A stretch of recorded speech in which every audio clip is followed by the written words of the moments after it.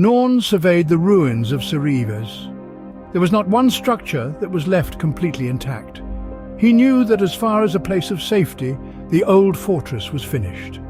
There was one reason that a semblance of defense had to be in place, however: the pools of life. If anyone knew the correct incantations to drain, he and all the others who had desperately needed them would die instantly. Even Arajakal would revert to the state that he was in previous to his treatment from Jen and the pools of life. There had been many who were administered healing or indeed brought back to life by the pools in the past.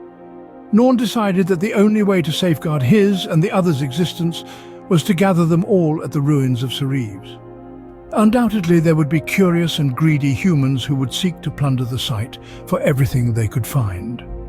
Also, as the ex-commander of the Major Guardsmen realized, there would be the former enemies of the Marj, with more sinister intentions. Garan Eid and his wife Alkara were the first to become members of what came to be known as the Circle of the Pools. Alkara trained with both rifle and chainsword. She was determined to be an asset to her family. She had given birth to a baby boy, conceived in the days after the end of the last World War. His name was Shenko, an unbelievably quiet and serene baby. Alkara had to check many times to see whether he was still alive in his infancy, for he never really cried. Shenko was now 4.5 years old and unmistakably clever for his age. He had wavy locks of golden hair and large blue eyes. Alkara made a promise to herself when he was born that no harm would befall her son while she lived. Garan Eid had continued to hone his skills for shooting on the range and had built impressive personal muscular strength. Every dawn, he would rise, strap on his now enchanted titanium plate armor and perform a series of strenuous exercises: rope climbs, wading runs, obstacle courses, and finally, a daily range exercise. The routines that he did were similar to those of the Detosian Special Forces, for which he had been considered at one point. He remembered well their training regime. Norn also continued to train, but his first priority in the early days was to retrieve those who had been lucky enough to be resurrected by the pools that he now sought to defend. The most notable, and therefore the most crucial, as far as Norn was concerned, was an energy magus known as Dalamin Zir. Dalamin Zir was in his 80s. He had assisted the Major in the first major global conflict about 40 years before. In return, they had promised never to pervade his sanctity again.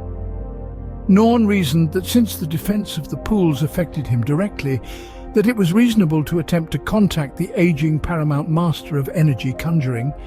Dalamin had deliberately avoided the most recent war. Leading a hermetic lifestyle, he did not bother getting involved at all. When the magically guided Shrieking Condor landed on his veranda, he knew that it spelt trouble. He took the miniature hologram projector from its leg and played it. As the sun starts to dip below the horizon, a golden glow appears in the distance. It's Dalamin Zir arriving at the ruins of the former citadel in under 3 hours. He is a sight to behold, his energy form shimmering brightly against the twilight sky. As he comes closer, his form starts to solidify, his golden glow fading to reveal his flesh. He is clothed in dense weave utopium robes, their intricate patterns shimmering in the dying light. In his hand he carries a black long staff, its ominous presence contrasting sharply with the tranquil surroundings. His long grey hair, flowing gracefully with the wind, provides a stark contrast to his unwrinkled skin and bright yellow eyes. These are the eyes of a man who has lived a long life but still retains the spark of youth, the spark of magic. As he steps towards Norn, he greets him with a patronizing tone, his words dripping with sarcasm. Norn, in his awe of the Paramount Master, responds with a sycophantic greeting, which Dalamin ignores with a dismissive wave of his hand. The tension is palpable as the two powerful beings stand facing each other, their destinies intertwined by the mystical pools they both seek to protect. As Dalamin walks through the ruins, a faint chuckle escapes his lips, a sound that resonates with the echoes of a time long past. He glances around the ruins, his gaze lingering on the fallen pillars and the shattered walls.